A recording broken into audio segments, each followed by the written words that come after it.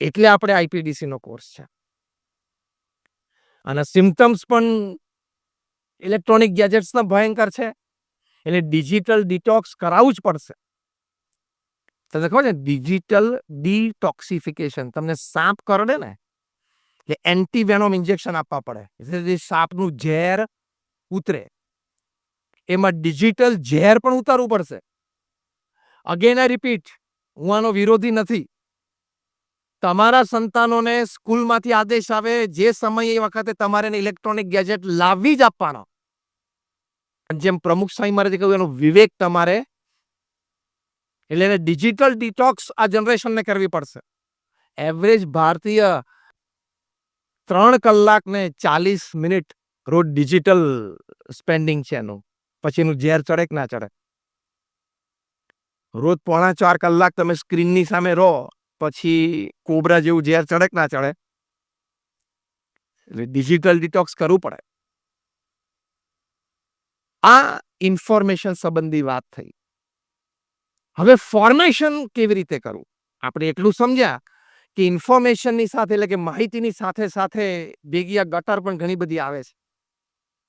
એનો આપણા જીવનમાં પ્રભાવ ના રહે એની માટે આપણે ફોર્મેશન એટલે ઘડતર કરવાનું છે. એ શું? એ કેવી રીતે કરવું? એ થાય તો આપણને જીવનમાં લાભ શું થાય છે? એ વાત અગત્યની છે ને. તો પહેલી જે વાત છે, જે આપણી નેશનલ એજ્યુકેશન પોલિસી આપણી કેન્દ્ર સરકારે આપણા દેશ માટે જાહેર કરી છે ગઈ વખતે 2020માં, NEP 2020, જેમાં વાત છે કે આપણો ભવ્ય ભૂતકાળ, આપણી ભવ્ય પરંપરા, એનું ગૌરવ આપણે આપણા વિદ્યાર્થીઓમાં જગાવવાનું છે. એ પહેલું ફોર્મેશન છે. અત્યારે તમે ગણપતિનો ભણાવો તો પ્રોબ્લેમ, ગધેડાનો ચાલી જાય. પણ ગણપતિનો ભણાવો તો યુ આર સેફ્રનાઇઝિંગ એજ્યુકેશન, તમે શિક્ષણનું ભગવીકરણ કરો છો. અને we are a secular country. આપણે બિન સાંપ્રદાયિક દેશ છીએ. આપણે છીએ જ બિન સાંપ્રદાયિક, પણ છતાં અસ્મિતા, જે પરંપરા, જે વંશ, એનું ગૌરવ તો દરેક નાગરિકને હોવું જ જોઈએ ને.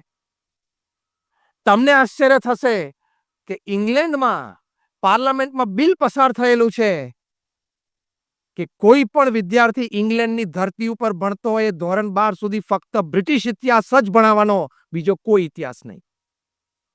જેથી 12 ધોરણ સુધી એના જે ફોર્મેશન યર્સ છે, એનો ઘડતરના વર્ષો છે, ત્યાં સુધી એ ઇંગ્લેન્ડનો આવો ઇતિહાસ ભણીને પોતાના દેશ પ્રત્યેને ગૌરવ જાગે.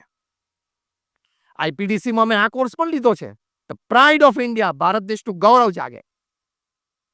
ત્યાં ઇંગ્લેન્ડમાં ધોરણ 12 સુધી બ્રિટિશ ઇતિહાસ ભણવાનો, એટલે કે ઇંગ્લેન્ડનો ઇતિહાસ, અને 12 ધોરણ પછી કોલેજમાં જાય અને એને ઇતિહાસનો વિષય રાખવો હોય અને યુરોપિયન કે રશિયન કે અમેરિકન કે એશિયન હિસ્ટ્રી ભણવો હોય તો ભણી શકે છે.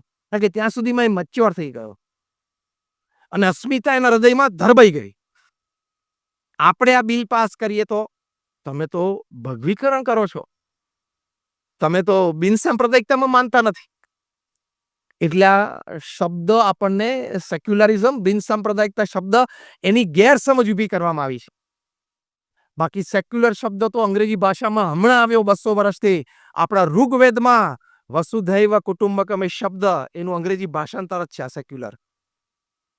દુનિયાને આ શબ્દ આપનાર આપણે છીએ. આ ગૌરવ આ આઈપીડીસી કોર્સમાં એક મોડ્યુલમાં મૂકવામાં આવ્યું છે. આપણે વસુધૈવ કુટુંબકમ ખાલી લખ્યું એટલું નથી, આપણે પાડી બતાવ્યું છે. જ્યારે પર્શિયાથી પારસીઓને કાઢી મૂકવામાં આવ્યા અને ભારતના દરિયા કિનારે આવ્યા, ત્યારે આપણે દરિયા દિલ રાખીને એ લોકોને સ્વીકાર્યા અને આજ સુધી આપણે રાખીએ છીએ. શું દુનિયા આપણને બિન સાંપ્રદાયિકતા શીખવાડવાની? Secularism. We are secular to the core of our blood. આપણા જીન્સમાં છે. ગણતંત્ર, રિપબ્લિક દિવસ, એ દુનિયાને તો 200 વર્ષમાં ખબર પડી કે રિપબ્લિક કોને કહેવાય. ઋગ્વેદમાં 70 વખત ગણતંત્ર શબ્દ વપરાયેલો છે. અથર્વવેદમાં 20 વખત ગણતંત્ર શબ્દ વપરાયેલો છે. શું દુનિયા આપણને ગણતંત્ર, લોકશાહી અને બિન સાંપ્રદાયિકતા શીખવાડે? આપણા બ્લડમાં છે, આપણી પરંપરામાં છે. તો અહીંથી ફોર્મેશન થશે, અહીંથી એનું ઘડતર થશે. બીકોઝ, હવે ધ્યાનથી આ વાક્ય સાંભળજો, pride is the mother of all virtues. ગૌરવ છે ને એ દરેક સદગુણોની જનેતા છે. અસ્મિતા છે ને એ દરેક સદગુણની ત્યાંથી જ જન્મે છે. એટલે આપણે એનું આવું ગૌરવ પેદા થવું જોઈએ. એ ખૂબ હકીકત છે. જ્યારે ડોક્ટર એપીજે અબ્દુલ કલામ એમણે પોતાની થિંક ટેન્ક સાથે ભારત 2025-2030 સુધીમાં મહાસત્તા બને, વિકસિત દેશ બને, એની માટે અનેક વિષયોમાં ચર્ચા કરીને બ્રેઇનસ્ટોર્મિંગ સેશન કરીને એમણે 5 કાર્યક્ષેત્રો નક્કી કર્યા કે આ 5 ક્ષેત્રોમાં ભારતે ખૂબ સારી રીતે કાર્ય કરવું જોઈએ જેથી ભારત વિકસિત દેશ બને. એમાં પહેલું હતું એજ્યુકેશન એન્ડ હેલ્થ, બીજું હતું એગ્રીકલ્ચર, ત્રીજું હતું ઇન્ફ્રાસ્ટ્રક્ચર, ચોથું હતું ઇન્ફોર્મેશન એન્ડ કમ્યુનિકેશન અને પાંચમું હતું ક્રિટિકલ ટેકનોલોજી. આ વાત 2021 સાલમાં ડોક્ટર એપીજે અબ્દુલ કલામ સાહેબે પ્રમુખ સ્વામી મહારાજને કરી કે સ્વામી આ 5 કાર્યક્ષેત્રોમાં આપણે ખૂબ કાર્ય કરીએ તો ભારત વિકસિત દેશ બને. પછી એને પ્રમુખ સ્વામી મહારાજને એમને પૂછ્યું ખૂબ નમ્રતાથી અને વિવેકથી કે સ્વામી આપને પણ સમાજનો આટલો બધો પહોળો અનુભવ છે, આપને કોઈ સજેશન આ બાબતે કરવું છે? પ્રમુખ સ્વામી મહારાજે વિધાઉટ અ સેકન્ડ હેઝિટેશન પ્રમુખ સ્વામી મહારાજ બોલ્યા કે ભગવાન પ્રત્યે નિશ્રદ્ધા એનામાં કેળવાય એ કાર્યક્ષેત્રમાં પણ આપણે કાર્ય કરવાનું છે. કારણ કે આ 5 કાર્યક્ષેત્રમાં એ કાર્ય કરનાર સારી વ્યક્તિઓ બૌદ્ધિક તમે તૈયાર કરશો પણ એ બૌદ્ધિક વ્યક્તિમાં સાત્વિકતા, મૂલ્યનિષ્ઠા, આધ્યાત્મિકતા, નૈતિકતા પ્રેરવા માટે એને ભગવાન પ્રત્યેની શ્રદ્ધા હોવી અત્યંત આવશ્યક છે. ડોક્ટર એપીજે અબ્દુલ કલામને આ વાત સ્પર્શી ગઈ અને એમણે પોતાના જીવનનું 30મું અને છેલ્લું પુસ્તક જે ટ્રાન્સેન્ડન્સ લખ્યું, પ્રમુખ સ્વામી મહારાજ સાથેના પોતાના યાદગાર પ્રસંગો સાથે સાથે પ્રમુખ સ્વામી મહારાજ પાસેથી મળેલી પ્રેરણાઓ એમાં પ્રસંગ એમને ટાંક્યો છે. અને એમણે આ વાત ઉપર એમ્ફેસિસ મૂક્યું કે આ 5 કાર્યક્ષેત્રની સાથે ભગવાનમાં શ્રદ્ધા હોવી ખૂબ જરૂરી છે. કારણ કે એકવાર ગોડ લવિંગ બને, ગોડ ફિયરિંગ બને ત્યારે પછી એ કાયદાથી પર જઈને પણ એ પોતાના મૂલ્યનિષ્ઠ જીવન જીવી શકે.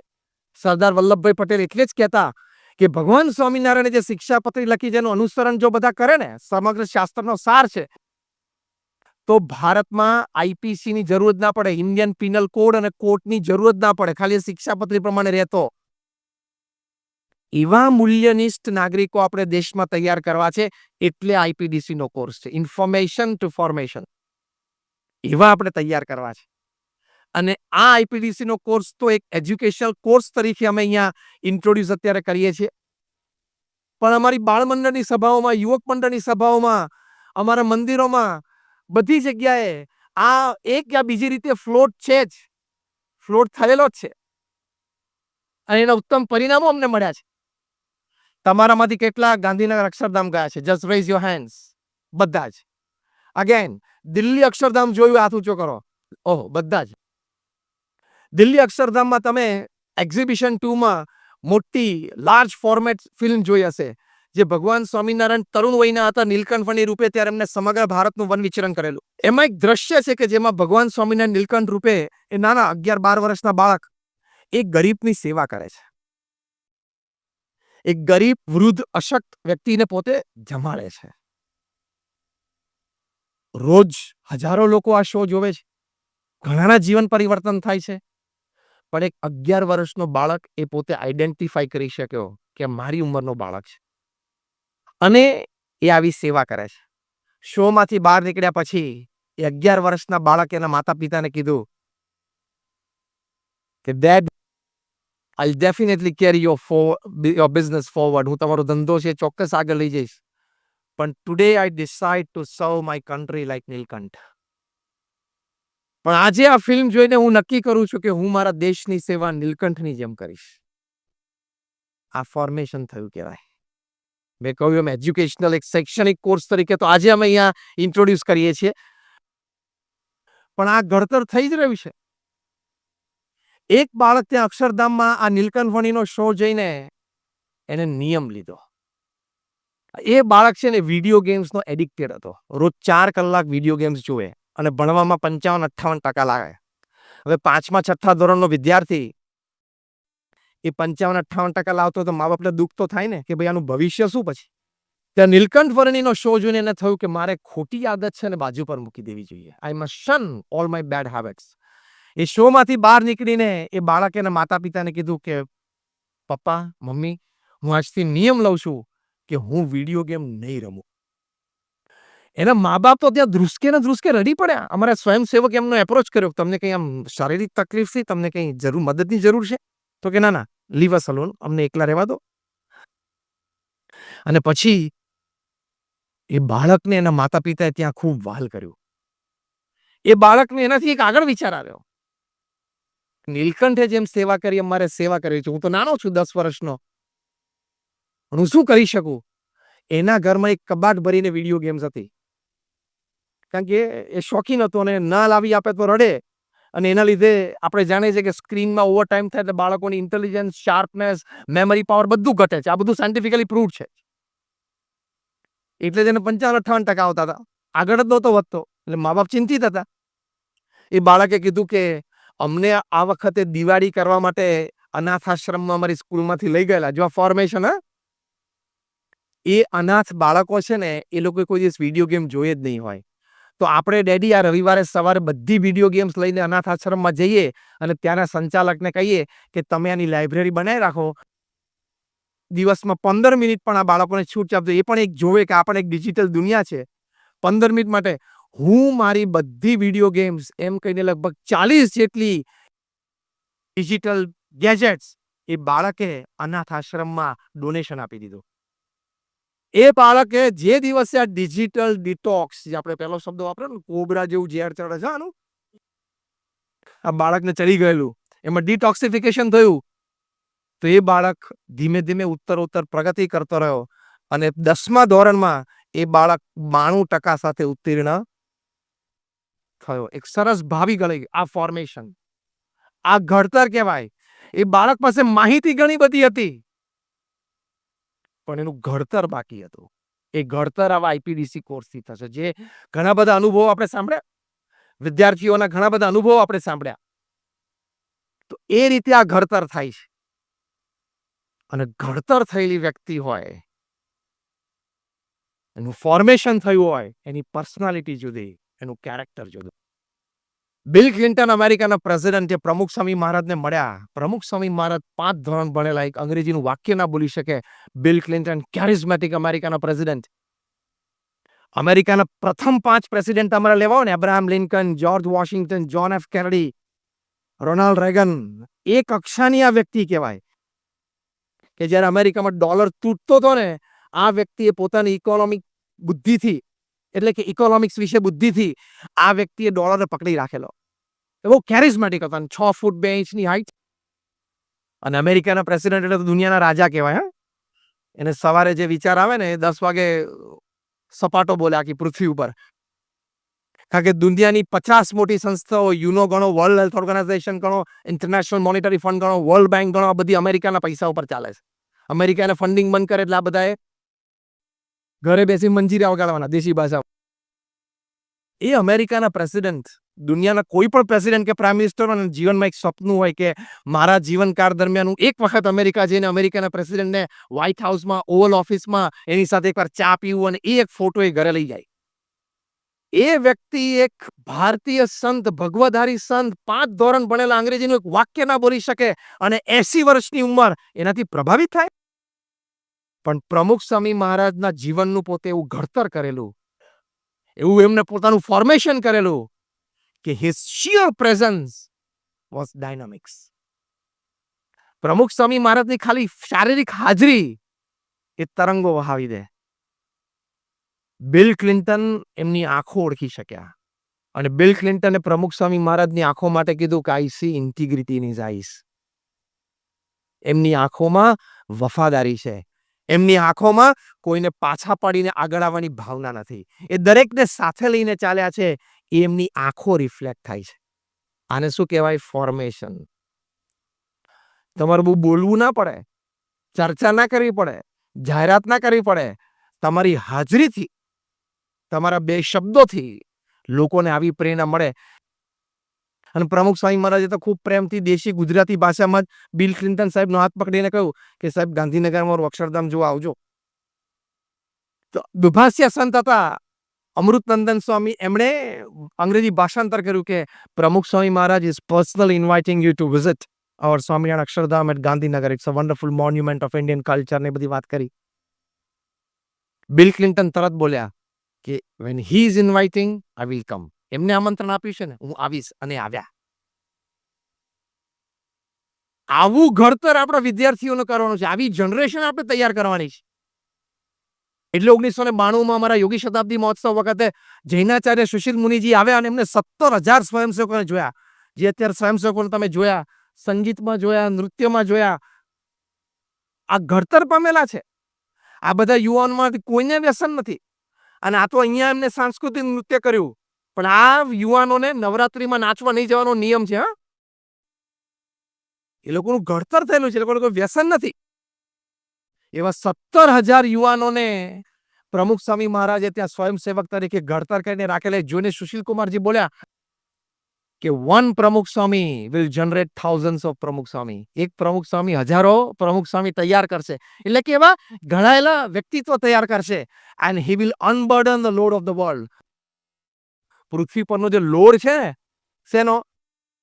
આ $1,500 અબજ ડિફેન્સ બજેટ, એ લોડ જ કહેવાય ને. દર 10 વ્યક્તિ એક ફાયર આર્મ, એ લોડ જ કહેવાય ને. 4.5 કરોડ બાળકો આ આર્મ્ડ કોન્ફ્લિક્ટ એટલે ડોમેસ્ટિક કોન્ફ્લિક્ટના લીધે સ્કૂલોમાં નથી જઈ શકતા. એ લોડ જ કહેવાય ને પૃથ્વી પર. બધો લોડ પ્રમુખ સ્વામી મહારાજ ઉતારશે આવા યુવાનોનું ઘડતર કરીને. This is formation. એટલે ઘડતર થયેલી વ્યક્તિઓને એની છાપ જુદી હોય, એનો પ્રભાવ જુદો હોય. તમે બધા જાદુગર કેલાલને જોયા પણ હશે અને ઘણા મળ્યા પણ હશો. One of the world's greatest magician. Pramukh Swami મહારાજ એક વખત ત્યાં વલ્લભ વિદ્યાનગરમાં હતા. ત્યાં આનંદ ટાઉન હોલમાં એમનો 1 મહિના સુધી સળંગ શો હતો. પ્રમુખ સ્વામી મહારાજ પ્રત્યે એમને ખૂબ આદર ભાવ હતો. પ્રમુખ સ્વામી મહારાજ એક વખત મળવા આવે ત્યારે પ્રમુખ સ્વામી મહારાજે કીધું કે રોજ સાંજે 500, 1000, 2000 માણસ તમને જોવા આવે છે, તો તમારું જાદુ તમે બધાને દેખાડો છો, તો એક એવું જાદુ તમે ડેવલપ કરો કે જેમાં એ જાદુ જોયા પછી લોકોને વ્યસન મુક્તિની પ્રેરણા મળે. અને કેલાલ સાહેબે પ્રમુખ સ્વામી મહારાજના વચને આવું એક જાદુ ડેવલપ કર્યું કે આમ બીડી પીતો અને આમ અહીંયા સીધું કેન્સર જેવું દેખાવા માંડે. જે કંઈ તો જાદુના ભાગરૂપે પ્રમુખ સ્વામી મહારાજે કીધું કે તમારે છે ને સ્ટેજના ખૂણે એક નાનો યજ્ઞ જેવું પ્રગટાવી રાખવું. અને છેલ્લે અપીલ કરી કે જેને વ્યસન છોડવું હોય એ પોતાનું વ્યસન આમાં નાખતા જાય. એમણે શરૂ કર્યું અને સેંકડો લોકોનું વ્યસન છૂટ્યું. જે વ્યસન છોડે ને એમના પત્ની કે એમના માતૃશ્રી કે એમના દીકરી આવીને કેલાલ સાહેબનો આભાર માને કે તમે મારા પતિનું કે મારા પિતાનું કે મારા દીકરાનું વ્યસન છોડાવ્યું, તો અમને ખૂબ રાહતથી તમારો આભાર. કેલાલ સાહેબ કે મને જો આ પ્રમુખ સ્વામી માટે પ્રેરણા આપી છે. હવે એક વખત એવું બન્યું કે એ કેલાલ સાહેબને એક ગુટકા બનાવતી કંપનીએ એમને ઓફર કરી કે 11 સેકન્ડની તમારી એડવર્ટાઇઝમેન્ટ બનાવી છે, એની માટે અમે તમને 25 લાખ રૂપિયા આપીએ. તમારે ફૂલ મજીશિયન ડ્રેસમાં બગીચામાં ફરવા આવવાનું. કોલેજના છોકરા છોકરીઓ દોડીને તમારી પાસે આવે, કંઈક જાદુ દેખાડો. અને તમે એમ કહો કે મારી પાસે કોઈ અત્યારે, હું તો ખાલી ફરવા આવે છું, કોઈ વ્યવસ્થા નથી. છતાં બહુ આગ્રહ કરે એટલે તમારે સ્લીવ્સમાં એટલે બાઈમાં હાથ નાખીને ગુટકાની પટ્ટીઓ બહાર કાઢવાની અને 2-4 બધાને વેચવાના. આટલી 11 સેકન્ડની એડ હતી. કેલાલ સાહેબ કે હું નહીં કરી શકું. તો કેમ? તો કે બસ મારાથી નહીં થાય, તમે કોઈ બીજાને શોધી લો. એટલે આ એક્ઝિક્યુટિવ્સ કંપનીને એમ થયું કે સાહેબને જરા પૈસા ઓછા પડ્યા, 25 લાખ. એટલે સેકન્ડ ઓફર આપી 50 લાખની. આ પ્રસંગ અમે જુનિયર કેલાલ પાસેથી કાનો કાન સાંભળેલો છે, એમના દીકરા પાસેથી. એક પ્રસંગમાં અમે સાથે હતા, સિનિયર કેલાલ અને અમારા કોઠારીશ્રી હતા યોગી સ્વરૂપ સ્વામી, એ બંને ઉદ્ઘાટનમાં આગળ હતા અને અમે 2-3 સંતો અને જુનિયર કેલાલ પાછળ બેઠા હતા. ત્યારે એમને મને આ પ્રસંગ કહ્યો. 50 લાખની ઓફર કરી ત્યારે કેલાલ સાહેબે કીધું કે નહીં થાય. ત્યારે કારણ પૂછ્યું તો કહ્યું કે મને પ્રમુખ સ્વામી મહારાજે પ્રેરણા આપી છે, મારું ફોર્મેશન કર્યું છે. મને પ્રમુખ સ્વામી મહારાજે પ્રેરણા આપી છે કે તમે વ્યસન મુક્તિનું કાર્ય કરો. એ હું કરું છું, ઘણા છોડે છે, મને એનો સંતોષ છે. હવે આ એક 50 લાખની એડ કરું ને એમાંથી 2, 5, 15 યુવાનોને પણ વ્યસન લાગી જાય તો પ્રમુખ સ્વામી જેવા મહાન સંતનું વચન મેં લોપ્યું કહેવાય, I can not do your advertisement. હું તમારી એડ નહીં કરી શકું. 50 લાખની ઓફર ઠુકરાવી તો સમાજના હિત માટે આવી મોટી લાલચ પણ ઠુકરાવી દે એવા યુવાનોનું ફોર્મેશન આપણે કરવું છે, એટલે આઈપીડીસી નો કોર્સ છે. સમાજના હિત માટે વ્યક્તિગત લાભ છોડે, સમાજના હિત માટે વ્યક્તિગત લાભ અને લાલચ છોડે એવા યુવાનોનું ઘડતર કરવું છે ને, એની માટે આ કોર્સ છે આઈપીડીસી નો. એટલે ધીમે ધીમે વોરા સાહેબ, તમે અત્યારે તો આપણે ઇલેક્ટિવ છે, પણ પછી આપે જ હમણાં અહીંયા જાહેરાત કરી આપના પ્રવચનમાં કે બધા કોલેજના પ્રિન્સિપલ્સ અને કોલેજના અત્યારે જે એડમિનિસ્ટ્રેટિવ બેઠા છે, બધાને વિનંતી છે કે ધીમે ધીમે તમે કમ્પલસરી કરજો, કારણ કે આ એના માટે ખૂબ આવશ્યક છે. ત્યાં 1991માં કલ્ચરલ ફેસ્ટિવલ ઓફ ઇન્ડિયા અમેરિકામાં મેં કરેલો. ગવર્મેન્ટ ઓફ ઇન્ડિયાના under secretary for cultural department mister Kartarsingh Luthra આવેલા. એમને કહ્યું કે અમે તો 51 દેશોમાં 51 CFI કર્યા છે, તમે એક BAPSC જેવી નાની સંસ્થા આટલો મોટો ઉત્સવ અમેરિકાની ધરતી પર કરો છો, આશ્ચર્ય છે. એ આવા તૈયાર નહોતા. અમારા વડીલ સંત પૂજ્ય આત્મ સ્વરૂપ સ્વામી એમને ખૂબ સમજાવ્યા પછી આવ્યા ત્યાં ભવ્ય મોટો એન્ટ્રન્સ ગેટની આગળ જ એક 11 વર્ષનો બાળક એ હાથમાં ઝાડુ લઈને, જે હમણાં તમે નૃત્યમાં જોયું ને કે આપણે આ બધા સંસ્કારી તૈયાર કરવા છે, એ સાફ કરતો હતો. એટલે કરતારસિંહ લુથરાએ જોયું કે આ તો સરસ સ્વયંસેવકના ડ્રેસમાં છે આ બાળક 10-11 વર્ષનો. તરત એની નજીક ગયા કે બેટા વોટ ઇઝ યોર નેમ? તો પહેલા કીધું કે my name is Mayur Patel. What are you doing here? તું અહીંયા શું કરે છે? તો પેલા મયુર પટેલ 11 વર્ષના બાળકે જે જવાબ આપ્યો ને, એ આ કરતારસિંહ લુથરાના પગ નીચેથી તો ભોંય ખસી ગઈ. પેલો બાળક બોલ્યો કે I am serving my nation and my guru. કચરો વાળતો તો એ બાળક, અને બોલ્યો શું કે હું મારા દેશની અને મારા ગુરુની સેવા કરું છું. આ ફોર્મેશન થયું કહેવાય. આ શું છે? ઘડતર થયું કહેવાય. તો આવા ઘડતરની આપણે આવશ્યકતા છે. એક માછીમારનો દીકરો ભારતના મહાન વૈજ્ઞાનિક અને રાષ્ટ્રપતિ બની શકતા હોય, ડોક્ટર APJ અબ્દુલ કલામ. એક ગરીબ સામાન્ય પરિવારમાં જન્મેલો બાળક સ્ટ્રીટ લાઇટ નીચે ભણીને ભારતનું સંવિધાન લખી શકતા હોય, ડોક્ટર ભીમરાવ આંબેડકર. એક સામાન્ય ખેડૂતનો બાળક એ BAPS જેવી વિશ્વવ્યાપી સંસ્થા યુનાઇટેડ નેશન્સમાં પરમેનન્ટ સ્ટેટસ સુધી મૂકી શકતા હોય અને દર 15મા દિવસે એક સંસ્થા ઊભી કરી શકતા હોય, એ બની શકતા હોય પ્રમુખ સ્વામી મહારાજ, તો ડોક્ટર કલામ થઈ શકાય, ડોક્ટર આંબેડકરજી કહી શકાય, પ્રમુખ સ્વામી જેવા ગુણિયલ થઈ શકાય. તો આપણે એવા વિદ્યાર્થીઓનું ઘડતર કેમ ન કરી શકીએ?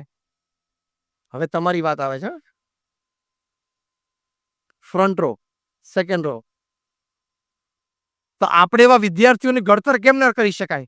તમારા બધાના મનમાં વિચાર તો છે જ, નહીં તો તમે આટલી સારી રીતે આઈપીડીસી ના કોર્સને સ્વીકારો નહીં અને અપનાવવાની તૈયારી ન બતાવો. આ વિચાર છે, પણ હવે આપણે સારી રીતે ઓર્ગેનાઇઝ રીતે સિસ્ટમેટિક રીતે આપણે એને કોર્સ રીતે મૂકીએ છીએ કે આપણી યુનિવર્સિટીમાંથી ડોક્ટર આંબેડકર તૈયાર થવા જોઈએ, આપણી યુનિવર્સિટીમાંથી ડોક્ટર કલામ તૈયાર થવા જોઈએ, ડોક્ટર વિક્રમ સારાભાઈ તૈયાર થવા જોઈએ, પ્રમુખ સ્વામી જેવી ગુણિયલ વ્યક્તિઓ તૈયાર થવી જોઈએ. એ આપણી યુનિવર્સિટીનું લક્ષ્ય છે. બાકી તો 10,000 એન્જિનિયર તૈયાર કર્યા, 20,000 ડોક્ટર તૈયાર કર્યા, એ આંકડા તો બધી યુનિવર્સિટી પાસે છે. એમાં કઈ બહુ મોટી વાત નથી. એક આવી વ્યક્તિ તૈયાર કરો. When I talk to teachers, જ્યારે હું શિક્ષકોને વાત કરું ત્યારે અવશ્ય એક વાત કરું છું કે તમે ભલે 25,000 વિદ્યાર્થીઓ તમારા જીવનમાં ભણાવીને તૈયાર કરો, પણ જ્યાં સુધી ડોક્ટર કલામ કે ડોક્ટર આંબેડકર એક કક્ષાની એક વ્યક્તિ તમે તૈયાર ન કરી શકો, ત્યાં સુધી શિક્ષક તરીકે તમે અધૂરા છો. You are incomplete as a teacher if you can't produce such a national personality who contributes to this extent to the society. એક રાષ્ટ્રીય વ્યક્તિ જે સમાજને આ કક્ષા સુધી પોતાનું પ્રદાન આપી શકે એવી વ્યક્તિઓ તૈયાર કરવી છે. અને આપણી પાસે સમૃદ્ધતા છે. 540 million youths in India under 35. 54 crore પ્રજા ભારતની એવી છે જેની ઉંમર 35 થી ઓછી છે. શું ના થાય? We are the youngest nation in the world. દુનિયાનો સૌથી યુવાન દેશ ભારત છે. એટલે આ ફોર્મેશન થાય તો આ બધું જ થઈ શકે.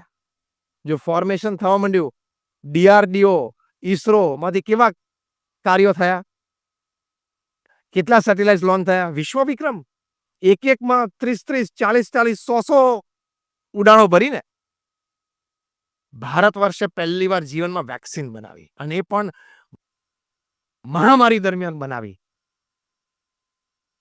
દૈવત છે આપણી પાસે, આપણે ખાલી ઘડતર જ કરવાનું છે. પહેલી વાર ભારતમાં વેક્સિન બની, સંપૂર્ણ ઇન્ડિજિનિયસ વેક્સિન, જે કોવેક્સિન ભારત બાયોટેકમાં હૈદરાબાદમાં બની તે. અને અમેરિકા જેવા દેશને પણ ભૂલથી પણ સપનું ના આવે ને એવું કાર્ય આપણે 2 દિવસ પહેલા કર્યું. 17મી સપ્ટેમ્બરે ભારતમાં 25 મિલિયન એટલે 2.5 કરોડ લોકો વેક્સિનેટ થયા. એક દિવસમાં 2.5 કરોડ. તમે સ્ટેટિસ્ટિકલ બ્રેકડાઉન કરો ને, એટલે 17મી સપ્ટેમ્બર 2 દિવસ પહેલા એ દિવસે દર સેકન્ડે 425 વ્યક્તિઓને વેક્સિન મળી. Every second. આપણે આ વેક્સિનની વ્યાજ કાઢીને ત્યાં સુધીમાં 15,000 થઈ જાય વેક્સિન.